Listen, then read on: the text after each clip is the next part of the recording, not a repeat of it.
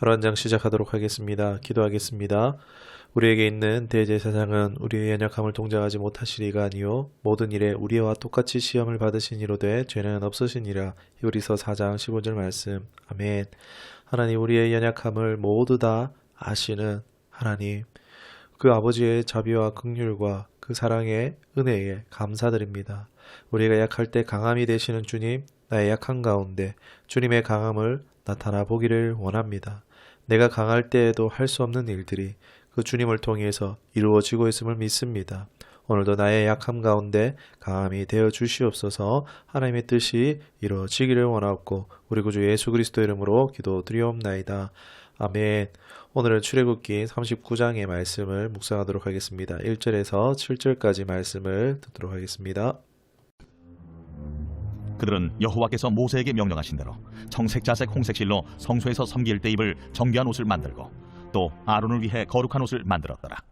그는 또 금실과 청색자색 홍색실과 가늘게 꼰 배실로 에봇을 만들었을 때 금을 얇게 쳐서 오려서 실을 만들어 청색자색 홍색실과 가는 배실에 섞어 정교하게 짜고 에봇에는 어깨바지를 만들어 그 두 끝에 달아 서로 연결되게 하고 에봇 위에 에봇을 매는 띠를 에봇과 같은 모양으로 금실과 청색, 자색, 홍색실과 가늘게 꼰 배실로 에봇에 붙여 짰으니 여호와께서 모세에게 명령하신 대로 하였더라.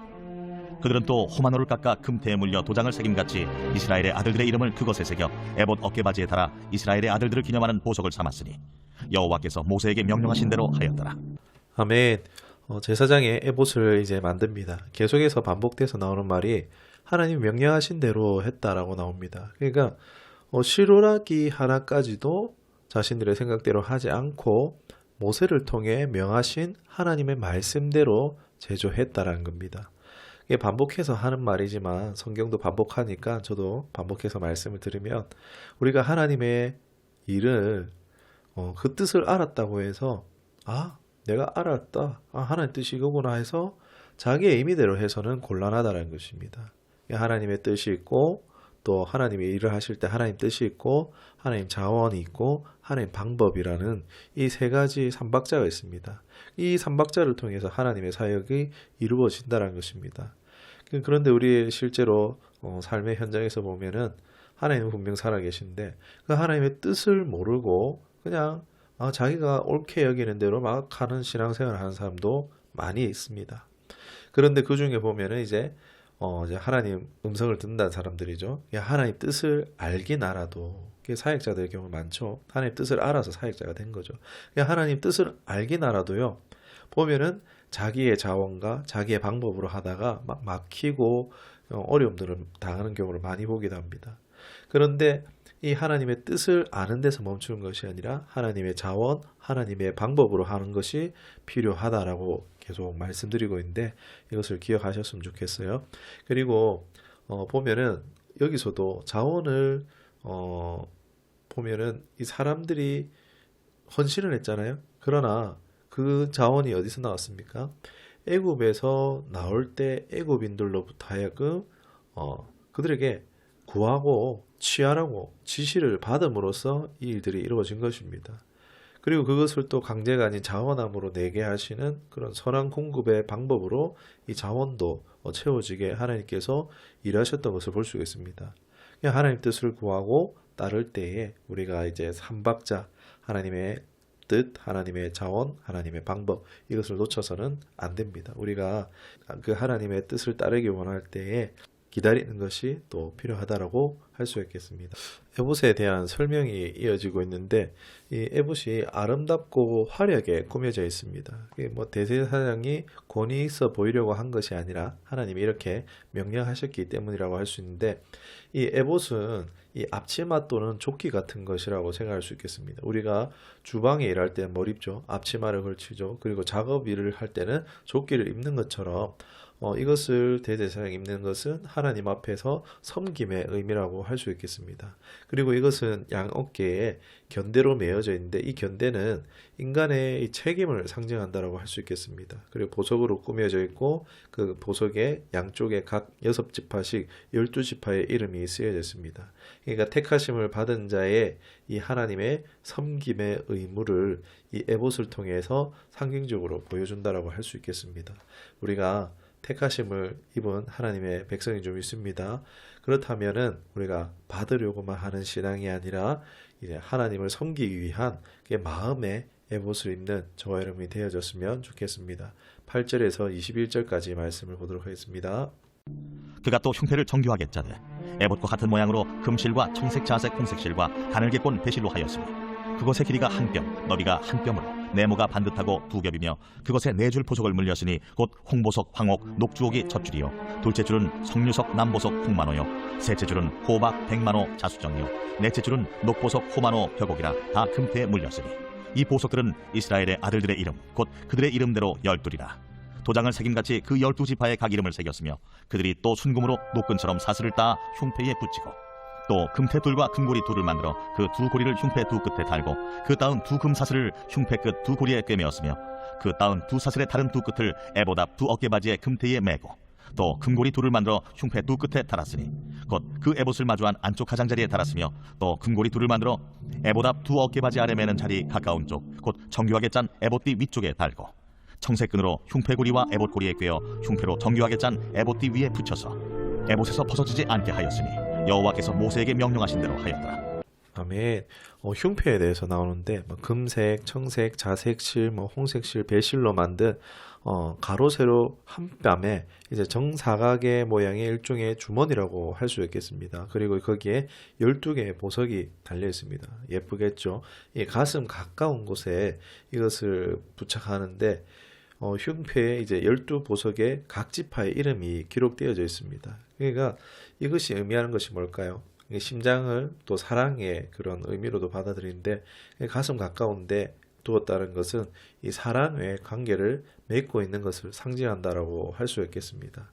그러니까 대제사장을 통해서 이 대제사장 대표 안에서 개개인이 이제 하나님과의 관계 맺는 것임을 상징한다 할 수 있겠습니다. 이것이 상징이지만 이제 우리 예수님 안에서 이게 실제가 된 거예요. 대제사장이 우리 예수님이 이제 대제사장이시잖아요. 예수님 안에서 우리는 이제 하나님과 개개인의 관계를 맺는 것이 가능해졌습니다. 참 교제는 우리가 아직 이루어지지 않았지만은 이제 영으로서 교제가 시작되어졌습니다. 우리는 이미와 아직 사이에 이제 개인적 관계가 이 땅 가운데 허락되어져 있습니다. 우리는 그것을 누려야 돼요. 대제사장의 가슴의 보석처럼요. 우리는 지금 주님 품 안에서 하나님이 주님을 이렇게 푹 끌어안으신다면은 우리가 어떻게 되겠습니까? 그 가슴에 주님 가슴에 있는 그 보석이 하나님 품에 같이 안겨지는 것처럼 내가 같이 안겨지는 것입니다. 우리가 내가 하나님 앞에서 얼마나 부족한 죄인인 줄 아는 것도 좋지만 그러나 우리가 더 알아야 되는 것은 내 자격으로 하나님께 사랑받는 것이 아니라 주님이 아버지께서 주님을 사랑하는 그 사랑 안에서 그 주님을 사랑하는 마음 안에서 우리가 같이 받는 것입니다. 하나님의 사랑받으심이 합당한 주님이 그 사랑받는 거에 같이 받는 겁니다. 그렇기 때문에 우리는 나도 사랑받는 자입니다. 귀한 보석같이 여기심으로 주님 품에 안고 계시기 때문에 이것을 믿으시고 하나님 앞에 나아가 교제를 누리실 수 있기를 소망합니다. 22절에서 31절까지 말씀을 보도록 하겠습니다. 그가 에봇 받침 긴 옷을 전부 청색으로 짜서 만들되 그 옷의 두 어깨 사이에 구멍을 내고 갑옷깃같이 그 구멍 주위에 깃을 짜서 찢어지지 않게 하고 청색, 자색, 홍색실과 가는 배실로 그 옷 가장자리에 석류를 수놓고 순금으로 방울을 만들어 그 옷 가장자리로 돌아가며 석류 사이사이에 달되 방울과 석류를 서로 간격을 두고 번갈아 그 옷 가장자리로 돌아가며 달았으니 여호와께서 모세에게 명령하신 대로 하였더라. 그들이 또 직조한 가는 배로 아론과 그의 아들들을 위하여 속옷을 짓고 세마포로 두 건을 짓고 세마포로 빛난 관을 만들고 가는 배실로 짜서 세마포 속바지들을 만들고 가는 배실과 청색, 자색, 홍색실로 수놓아 띠를 만들었으니 여호와께서 모세에게 명령하신 대로 하였더라. 그들이 또 순금으로 거룩한 패를 만들고 도장을 새김같이 그 위에 여호와께 성결이라 새기고 그 패를 청색끈으로 관 전면에 달았으니 여호와께서 모세에게 명령하신 대로 하였더라. 아멘. 이 에봇과 이제 가슴바지 밑에 입는 이제 겉옷은 하나님의 색인 청색으로 만들어집니다. 유대에서는 이 하나님의 색이 이 청색인데 또 자비와 은혜를 상징한다고 합니다. 즉 이제 청색 옷을 입은 것은요. 이 대제사장의 업무가 바로 이 하나님이신 예수님의 사역을 미리 보여주는 것이었다, 예고편이었다라고 할 수 있겠습니다. 뭐 당연히 실체이신 예수님과 비교가 할 수는 없겠지만 안 되겠지만 어쨌든 이 신약의 예수님의 사역의 일부를 보여준 것이라 할 수 있습니다. 크게는 뭐 모든 제사의 총괄과 뭐 속죄와 뭐 축복하고 가르치고 판결하시는 이런 일들인데 예수님 다 하시잖아요, 그죠? 이것이 보면은 이 청색의 이 겉옷을 보면은 찢어지지 않도록 목 주위에는 이제 깃이 두러져 있어요. 지금 우리는 옷에 이렇게 깃이 당연히 있지만 그 당시에는 이게 상당히 고급 옷에 들어가는 그런 기술이 있겠죠. 그리고 옷 테두리에 보면 석류와 금방울로 술을 놓아 달아놨습니다. 당시 최고의 명품 옷이라 할 수 있겠습니다. 앞서 나눴듯이 석류는 뭐 하나님의 풍성함 이런 것들 상징한다 할 수 있겠고 에덴의 풍성함 이런 것을 상징한다 할 수 있겠고 금방울은 이제 살아있음의 소리라고 할 수 있겠죠. 이 생명의 소리입니다. 만일 지성소에 이 대제사에 들어갔는데 이 소리가 나지 않으면은 하나님 앞에서 죽은 것으로 알고 메어놨던 줄을 땡겨서 끌어냈습니다. 이 주님의 말씀은요 오늘날 우리 생명의 소리 되어집니다. 살아있고 운동력 있고 어떤 날성금보다 날카로우십니다. 우리를 살리는 영적 수술을 할 수 있는 말씀입니다. 이 예수님의 이 생명의 소리를 우리가 대제사장이신 예수님께로부터 듣고 사는 우리가 되어졌으면 좋겠습니다. 보면 27절 31절까지 보면 이제 속옷과 띠와 관과 속바지를 만들어 입도록 하고 또 특별히 관에는 여호와 성결이라는 기록한 금장식을 이마에 위치하게 답니다. 이제 하나님의 이 뜻은 뭐 하나님께서 구별하셨다라는 것과 또 칭의를 의미하죠. 뭐 실제로 성결을 하겠습니까? 대제사장이 하나님께서 성결하게 했다라는 그런 칭의의 의미로서 이렇게 붙이셨다라고 볼 수 있습니다. 이 또한 신약에 이루어지는 구약의 모델이었다라고 볼 수가 있겠습니다. 이제 32절에서 43절까지 보도록 하겠습니다. 이스라엘 자손이 이와 같이 성막 곧 회막의 모든 역사를 마치되 여호와께서 모세에게 명령하신 대로 다 행하고 그들이 성막을 모세에게로 가져왔으니 곧 막과 그 모든 기구와 그 갈고리들과 그 널판들과 그 띠들과 그 기둥들과 그 받침들과 붉은 물을 들인 수량의 가죽 덮개와 해달의 가죽 덮개와 가리는 휘장과 증거궤와 그 채들과 속죄소와 상과 그 모든 기구와 진설병과 순금 등잔대와 그 잔 곧 버려놓는 등잔대와 그 모든 기구와 등유와 금제단과 관유와 향기로운 향과 장막 휘장문과 놋제단과 그 놋그물과 그 채들과 그 모든 기구와 물두멍과 그 받침과 뜰의 포장들과 그 기둥들과 그 받침들과 뜰문의 휘장과 그 줄들과 그 말뚝들과 성막 곧 회막에서 사용할 모든 기구와 성소에서 섬기기 위한 정교한 옷 곧 제사 직분을 행할 때에 입는 제사장 아론의 거룩한 옷과 그의 아들들의 옷이라. 여호와께서 모세에게 명령하신 대로 이스라엘 자손이 모든 역사를 마치매 모세가 그 마친 모든 것을 본즉 여호와께서 명령하신 대로 되었으므로 모세가 그들에게 축복하였더라. 아멘. 제사장 예복을 얼마나 걸려서 만드는지 모르겠지만 하나님께서 모세에게 시키신 일이 이제 다 끝이 났습니다. 이제 출애굽기도 끝날 때가 다 돼갑니다. 중간에는 뭐 헌납한 것들에 대해서 나열하기도 했고 뭐 아무튼 이 순종을 기억하고 기념코자 하는 것을 볼 수가 있습니다. 이 모든 일에 마침에 모세가 이제 축복합니다. 마치 창세기에서 하나님께서 세상을 창조하시고 보시기에 좋았더라 라고 한과 같이 이제 이스라엘에 뭔가 이제 새로운 출발이 시작되는 것입니다. 창세기 창조 후에 타락 곧 나타나겠지만 이 새로운 출발을 하고 가는 이스라엘이 어떤 일이 일어나는가 그냥 보면 알겠죠. 오히려 신실함을 잃어버립니다. 고린도전서 10장 12절에 보면 이런 말씀이 있습니다. 그런즉 선줄로 생각하는 자는 넘어질까 조심하라.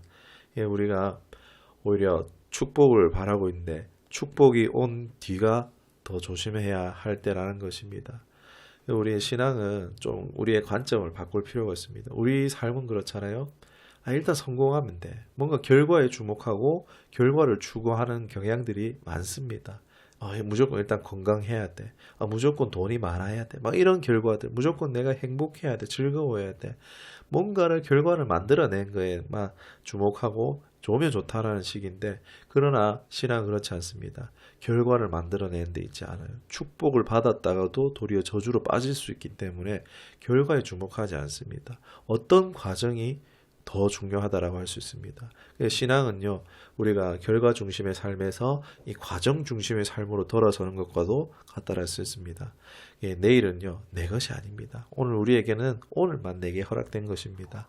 오늘 이 하루를요, 하나님과 동행하며 누리는 과정으로서 오늘 그 하나님을 사랑하며 섬기며 살아갈 수 있는 저와 여러분이 되어주기를 주님의 이름으로 축원합니다. 오늘 말씀을 기억하며 기도하시겠습니다.